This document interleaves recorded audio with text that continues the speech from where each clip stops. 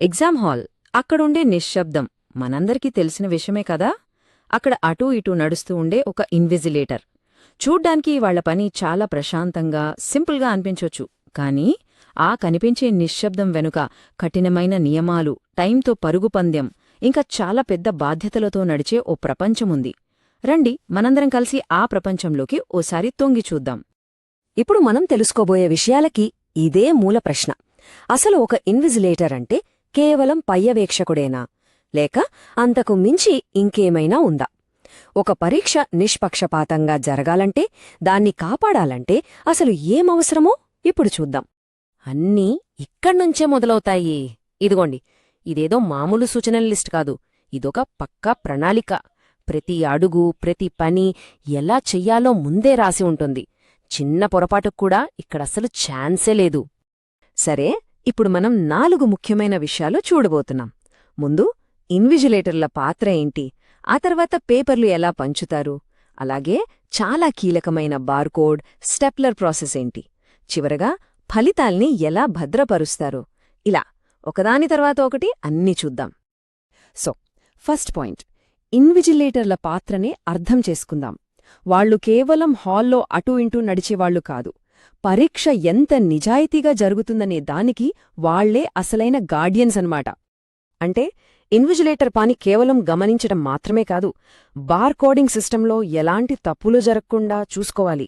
ఎందుకంటే విద్యార్థుల భవిష్యత్తును నిర్ణయించే ఈ మొత్తం ప్రాసెస్లో న్యాయాన్ని కాపాడటమే వాళ్ల మొదటి బాధ్యత. అసలు విషయం ఏంటంటే, స్టూడెంట్స్ ఎగ్జామ్ హాల్లోకి రాకముందే ఇన్విజిలేటర్ల పని మొదలవుతుంది. ఈ టైంలైన్ చూడండి, ప్రతి నిమిషం చాలా విలువైంది. ఉదయం 8 గంటల నుంచి 9:25 వరకు వాళ్ల షెడ్యూల్ ఎంత పక్కాగా, ఎంత టైట్గా ఉంటుందో దీన్ని బట్టే అర్థం చేసుకోవచ్చు. ఇక ఆ తర్వాతి స్టెప్ ఎగ్జామ్ మెటీరియల్స్ పంచటం.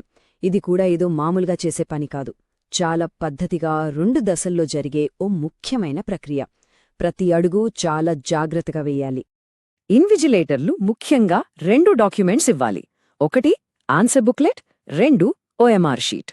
ఇక్కడ గమనించాల్సిన విషయమేంటంటే, జవాబు పత్రమేమో ఖాళీగా ఉంటుంది, కానీ OMR షీట్లో మాత్రం స్టూడెంట్ డీటెయిల్స్ ముందే ప్రింట్ అయి ఉంటాయి. ఇక్కడే చాలా జాగ్రత్త అవసరం. ముందుగా జవాబు పత్రాల పంపిణీ. ఇక్కడ సీరియల్ నంబర్ అస్సలు మిస్ అవ్వకూడదు. ఆర్డర్ తప్పితే మొత్తం గందరగోళం అవుతుంది. అందుకే సరైన స్టూడెంట్కి సరైన బుక్లెట్ చేరేలా చూసుకోవాలి. అన్నిటికన్నా ముఖ్యమైన రూల్ ఏంటంటే, బుక్లెట్పై ఎక్కడా హాల్ టికెట్ నంబర్ రాయకూడదు. ఎందుకంటే వాల్యుయేషన్ ప్రాసెస్లో ఎలాంటి పక్షపాతం ఉండకూడదు కదా. ఇప్పుడు OMR షీట్. ఇది ఇంకాస్త సెన్సిటివ్ విషయం. ప్రతి షీట్ పైన ఒక స్టూడెంట్ డీటెయిల్స్ ఆల్రెడీ ప్రింట్ అయి ఉంటాయి. కాబట్టి ఇన్విజిలేటర్, స్టూడెంట్ ఇద్దరు డీటెయిల్స్ని 1కి 2 సార్లు చెక్ చేసుకోవాలి. ఇక్కడ జరిగే ఒక చిన్న పొరపాటు కూడా చాలా పెద్ద సమస్యకు దారితీయొచ్చు. ఇప్పుడు మనం ఈ మొత్తం ప్రాసెస్లోనే చాలా కీలకమైన ఒక ఫిజికల్ యాక్షన్ గురించి మాట్లాడుకోబోతున్నాం.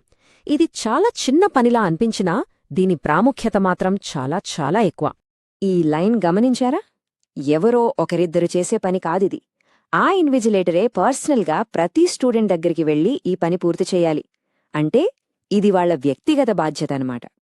నమ్మడానికి కొంచెం ఆశ్చర్యంగా ఉన్నా, ఆ సమయంలో ఎగ్జామ్ హాల్లో అత్యంత పవర్ఫుల్ టూల్ ఏదైనా ఉందంటే అది ఈ సాధారణ స్టెప్లరే.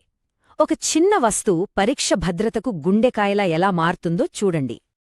ఇది ఒక 3 దశల పక్కా ప్రాసెస్. ముందు స్టూడెంట్ OMR షీట్ని కరెక్ట్గా ఆన్సర్ షీట్ కింద పెట్టాలి. తర్వాత ఇన్విజిలేటర్ స్టెపుల్ చేస్తారు. ఆ వెంటనే స్టూడెంట్ దానిమీద సీల్ స్టిక్కర్ అతికించాలి. ఇది స్టూడెంట్, ఇన్విజిలేటర్ మధ్య కోఆర్డినేషన్తో జరిగే చాలా ఇంపార్టెంట్ స్టెప్. అస్సలు క్వశ్చన్ ఇదే కదా, ఇంత స్ట్రిక్ట్ రూల్స్ ఎందుకు? ఒక చిన్న బార్కోడ్ కోసం ఇంత హడావిడి దేనికి? సమాధానం చాలా సింపుల్, కానీ చాలా సీరియస్. ఆ బార్కోడ్ని గీకినా, దానిమీద ఏమైనా రాసినా అంతే, ఆ OMR షీట్ని కంప్యూటర్ స్కాన్ చెయ్యదు. దానర్థమేంటి? ఆ స్టూడెంట్ పడిన కష్టమంతా వృధా అయిపోతుంది, వాళ్ళ రిజల్ట్ ఆగిపోతుంది. అందుకే అన్నమాట ఈ నియమాలన్నీ ఇంత కఠినంగా ఉంటాయి. ఓకే, ఇప్పుడు మనం లాస్ట్ స్టేజ్కి వచ్చేశాం. ఈ దశలో అనుకోకుండా ఏవైనా సమస్యలు వస్తే ఏం చెయ్యాలి, అలాగే పరీక్షను సేఫ్గా ఎలా ముగించాలి అనేవి చూద్దాం. అంటే చూడండి, అనుకోకుండా ఎలాంటి పరిస్థితి ఎదురైనా దానికొక రూల్ ఉంది. ఓఎంఆర్ షీట్ పాడైపోయినా, స్టూడెంట్ ఆబ్సెంట్ అయినా ప్రతిదానికి ఒక పద్ధతి ప్రకారం ఫాలో అవ్వాలి. ఏదీ శాంతవశాత్తు జరగదు. ప్రతిదీ కంట్రోల్లోనే ఉంటుంది. ఒక్కసారి ఈ స్లైడ్ చూడండి. ఫారం వీని ఎలా నింపాలి, ఎలా నింపకూడదో చాలా క్లియర్గా చూపిస్తుంది. ఒకే లైన్లో 10 రోల్ నంబర్లను కలిపి రాయడమనేది ఎంత పెద్ద తప్పో ఇది చూపిస్తుంది. ఎందుకంటే ఆ తప్పుకు చెల్లించాల్సిన మూల్యం చాలా పెద్దది. ఆ తప్పు వల్ల ఏం జరుగుతుందో తెలుసా? ఫారంలో ఒక చిన్న ఎంట్రీ తప్పుగా పడితే ఏ బార్కోడ్ ఏ స్టూడెంట్దో గుర్తించడం ఇంపాసిబుల్. దీనివల్ల ఒకరి మార్కులు ఇంకొకరికి వెళ్లే ప్రమాదం కూడా ఉంది. ఆలోచించండి, ఇది ఒక స్టూడెంట్ భవిష్యత్తునే తలకిందులు చేయగలదు.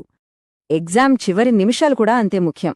ఆన్సర్ షీట్లను ట్యాగ్ చేయడం దగ్గర్నుంచి రాయకుండా వదిలేసిన ఖాళీ పేజీలను కొట్టేయడం వరకు ప్రతిదీ భద్రత కోసమే.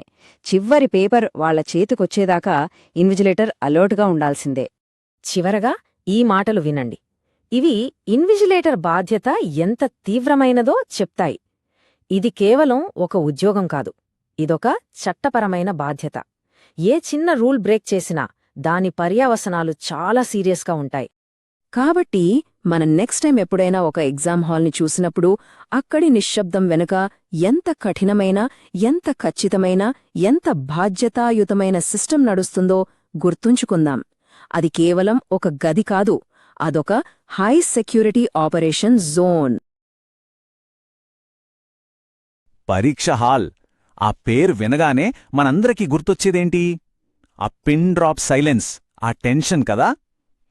లక్షలాది మంది స్టూడెంట్స్ ఫ్యూచర్ని డిసైడ్ చేసే ఆ కొన్ని గంటలు అంతా చాలా ప్రశాంతంగా, స్మూత్గా జరిగిపోతుందని మనమనుకుంటాం. కాని నిజానికి ఆ ప్రశాంతత వెనకాల ప్రతి సెకను ఒక అలర్ట్నెస్, ఒక సైలెంట్ యుద్ధం జరుగుతూనే ఉంటుంది. అంటే ఒక పక్కాగా, సక్రమంగా జరిగే పరీక్షకు పూర్తిగా అల్లకల్లోలంగా మారే గందరగోళానికి మధ్య ఎవరున్నారు? అసలు అడ్డుగా నిలబడేదేంటి? ఒక్క చిన్న పొరపాటు జరిగినా చాలు, ఎంతోమంది భవిష్యత్తు తలకిందులైపోతోంది. అయితే ఆ ప్రశ్నకు సమాధానం ఈ అఫీషియల్ డాక్యుమెంట్లో దాగి ఉంది. మరి ఆ మొత్తం బాధ్యత అంతా ఆ గదిలో ఉన్న ఒకే ఒక్క వ్యక్తి భుజాల మీద ఆధారపడుంటుంది. ఇప్పుడు మనం చూస్తున్నది కేవలం కొన్ని కాగితాలు కాదు, ఇది ఒక రూల్ బుక్. అవును, పరీక్షా కేంద్రాల్లో మనకు కనిపించే ఇన్విజిలేటర్లు, ఆ కనిపించని గార్డియన్స్ కోసం తయారు చేసిన నియమాల కవచం అన్నమాట. దీనిలోని ప్రతి పదం వెనుక ఎంత భారముందో ఇప్పుడు చూద్దాం.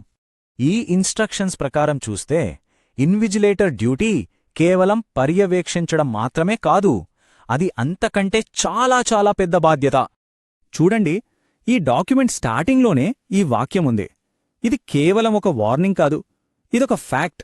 ఇన్విజిలేటర్ చేసే ఒకే ఒక చిన్న పొరపాటు ఒక స్టూడెంట్ కెరీర్కి కోలుకోలేని డ్యామేజ్ చేస్తుందని ఇది చాలా క్లియర్గా చెప్తోంది. ఆ ప్రెషర్ ఎలా ఉంటుందో ఒక్కసారి ఊహించుకోండి. సరే, ఇప్పుడు ఇన్విజిలేటర్ ఆ రోజును ఎలా మొదలు పెడతారో చూద్దాం. అసలు పరీక్ష మొదలవకముందే వాళ్ళసలు యుద్ధం మొదలవుతుంది. ఒక్కసారి ఆలోచించండి, గది నిండా స్టూడెంట్స్, వాళ్ల కళ్లల్లో భవిష్యత్తు గురించిన ఎన్నో ఆశలు.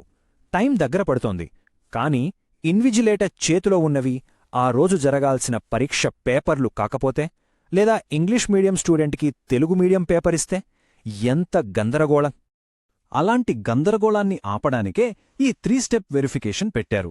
ఫస్ట్ స్టెప్, అసలు కరెక్ట్ సబ్జెక్టు, కరెక్ట్ పేపర్ కోడున్న ప్యాకెట్ తీసుకున్నారా లేదా?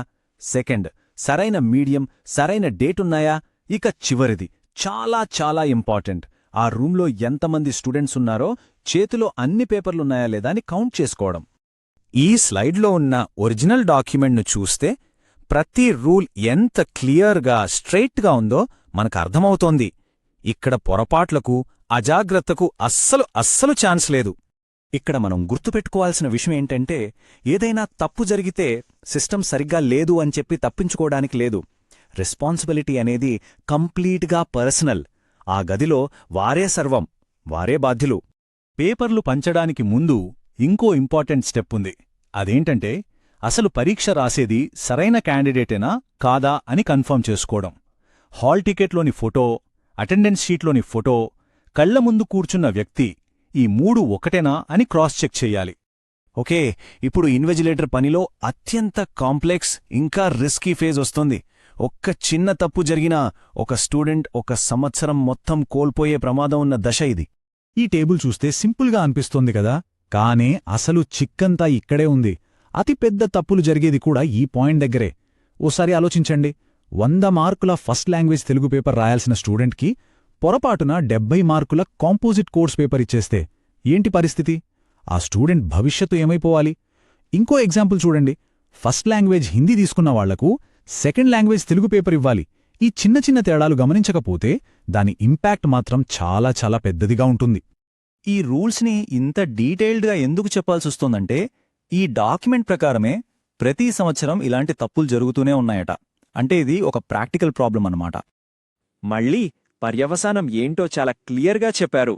ఈ తప్పును క్షమించే ప్రసక్తే లేదు. కేవలం స్ట్రిక్ట్ డిసిప్లినరీ యాక్షన్ మాత్రమే ఉంటుంది. సో పేపర్ల పంపిణీ అయిపోయిన తర్వాత ఇన్విజిలేటర్ రోల్ మారిపోతుంది. అప్పటిదాకా ఒక సూపర్వైజర్గా ఉన్నవాళ్లు ఇప్పుడు ఆ రూమ్ని ఒక జీరో టాలరెన్స్ జోన్గా మార్చే అధికారిగా మారిపోతారు. పరీక్ష రాస్తున్నప్పుడు ఎవరైనా స్టూడెంట్ కాపీ కొడుతూ దొరికితే, లేదా వాళ్ళ దగ్గర ఏదైనా పుస్తకం, సెల్ఫోన్ లేదా ఎక్స్ట్రా పేపర్లు లాంటివి ఉంటే అప్పుడేం జరుగుతుంది? ఒక్క తప్పు 3 సీరియస్ పరిణామాలు. ఫస్ట్, వాళ్ల మీద మాల్ ప్రాక్టీస్ కేస్ బుక్ చేస్తారు. తర్వాత ఆ సంవత్సరం జరగబోయే మిగతా అన్ని పరీక్షల నుండి డీబార్ చేస్తారు. ఫైనల్గా వాళ్ళని చీఫ్ సూపరింటెండెంట్కి హ్యాండ్ ఓవర్ చేస్తారు. ఇది కాపీ కొట్టడం కన్నా చాలా చాలా సీరియస్ క్రైమ్. ఒకరి ప్లేస్లో ఇంకొకరు పరీక్ష రాయడానికి ప్రయత్నిస్తే, అంటే ఇంపర్సనేషన్, అప్పుడు పరిస్థితి ఏంటి? ఇది కేవలం పరీక్షల నుండి డిబార్ చేయడంతో ఆగదు, ఆ వ్యక్తి మీద డైరెక్ట్గా క్రిమినల్ కేస్ ఫైల్ అవుతుంది. ఇది వాళ్ల ఫ్యూచర్ మీద ఎప్పటికీ చెరిగిపోని ఒక మచ్చగా మిగిలిపోతుంది. ఈ డాక్యుమెంట్లో ఈ విషయం చాలా స్ట్రెయిట్గా చెప్పారు. తప్పు చేసిన వ్యక్తిని వెంటనే పోలీసులకు హ్యాండ్ ఓవర్ చేసి వాళ్ల మీద ఒక రిటన్ కంప్లైంట్ ఇవ్వాలి. ఇక్కడ రెండో ఆలోచనకు గాని కాంప్రమైజ్కు గాని అస్సలు తావులేదు.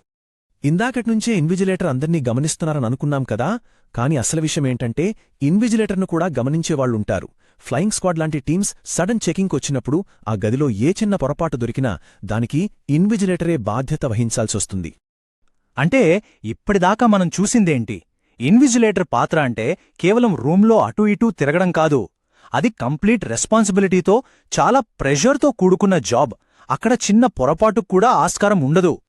చివరిగా ఒక్కసారి ఆలోచిద్దాం. ఈ మొత్తం పరీక్షా వ్యవస్థ అనేది నమ్మకం మీద నడుస్తోంది. ఆ నమ్మకమంతా మనం చాలాసార్లు కనీసం పట్టించుకొని ఆ ఎగ్జామ్ హాల్లోని ఒక్క ఇన్విజిలేటర్ యొక్క నిజాయితీ, కాన్సంట్రేషన్ ఇంకా బాధ్యత మీద ఎంతలా ఆధారపడిందో కదా. ఆశ్చర్యంగా ఉంది కదూ.